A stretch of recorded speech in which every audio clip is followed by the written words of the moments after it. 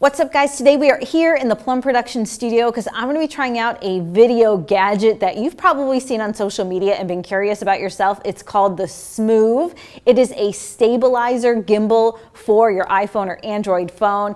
And from the videos that they advertise with, it looks awesome, but I'm going to try it out for myself today. You know, I always give you my honest opinion. This video is not sponsored, but I will tell you that the Smove people were kind enough to send it to me for free.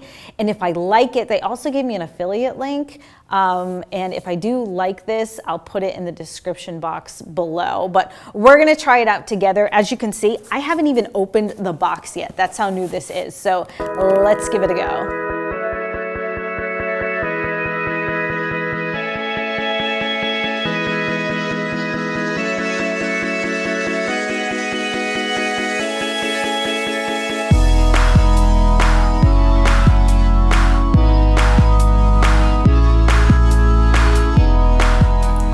So walking through my office, I have the face follow feature on. So it's just kind of following my face wherever I go, which is pretty cool. But one thing I do wish is that the telescopic pull on the Smove was a little longer, because this is like as wide as I can get with the length of my own arm.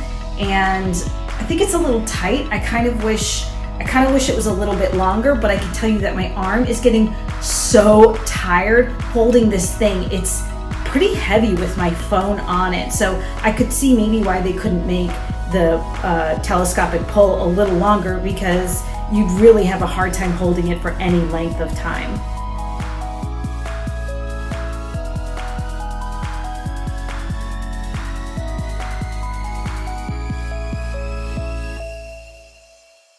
All right, so I have been testing out this Smove all day and I have a lot of thoughts. My first impression of the Smove was that it was really well made. As soon as I took it out of the box, it felt sturdy. When you clip your phone into the Smove, it's actually a little bit difficult, which is great because it means that it's really snug in there and that the component is very secure. So you've got your really expensive phone in the Smove, you can rest assured that it is in safe hands.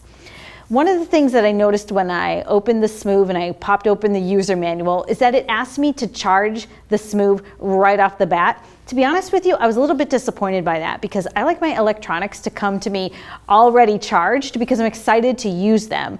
But it must have been like almost charged to begin with, because within 10 minutes it was ready to go. So that was also very good.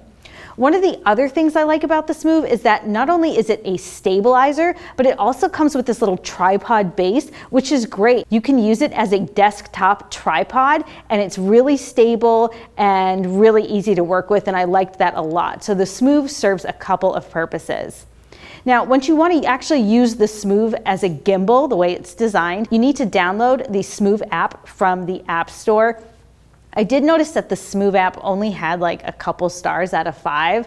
I think it's a little glitchy. It's not really the best performing app, but it does pair well with the Smove. You can use the Smove without the app, but I think it definitely works better if you do have that app installed on your phone. The phone connects to the actual gimbal over Bluetooth, so you want to pair your phone and the Smove. That actually was very easy to do. I never had any errors doing that, and that was really simple. So now that we've talked about what the Smove is and the design of the actual physical product, let's talk about how it works. So the Smove has a few different functions. It has what's called full follow, half follow, and then the lock feature. It defaults to the half follow, which means that when you use the Smove, it'll spin side to side, but it won't tilt up and down. The tilt stays steady. You can also switch it to the full follow function, which means that the Smove will pan back and forth, but also tilt up and down. I don't have really great feelings about the full follow function. For me, it seemed like the phone was just going any which way it felt like, and it was really hard to predict where my shot was going to end up. And for me, that is terrible. I really need to have a lot of control when I'm shooting. I want to know exactly what I'm getting, and I don't know, the full follow function for me was very unpredictable. The other feature was the lock function, and that means that no matter what you did with the phone would stay level perpendicular to the floor. I actually liked that feature the best. If you're trying to shoot like jib shots, like this one here, it's actually really great. It's super predictable and very, very steady. There's a few other features in the app that I definitely want to talk to you about. At the bottom of the screen, you'll see this row of options on the app. You can control various parts of your camera using the thumb button on the Smove. So if you select that first one, you can zoom in or zoom out with that thumb button. You can change the focus. If you do the next, it's ISO, then white balance, and then exposure. It is nice to be able to control all of those features with just a touch of a button on the Smove, so I really liked that a lot. The other feature is that if you double click this trigger button with your index finger when holding the Smove, it returns the camera to its original position. For me, that was super helpful, especially when I was in that full follow function where that thing was going crazy in every which way direction and I just wanted a reset. I really liked that a lot. The other important button you need to know on the Smove is almost like this joystick button on the front here. This helps you tilt your camera up or down or left or right, and it's a pretty smooth move. The only thing to know is that when you flip into selfie mode, everything's kind of in reverse. I sort of wish that they had corrected for that, so if the app knew you were in selfie mode, then the joystick would go the way you would expect it to. I had to keep reminding myself, no, everything's in reverse. If I want to tilt down, I have to push that joystick up. So I think that could have been better as well.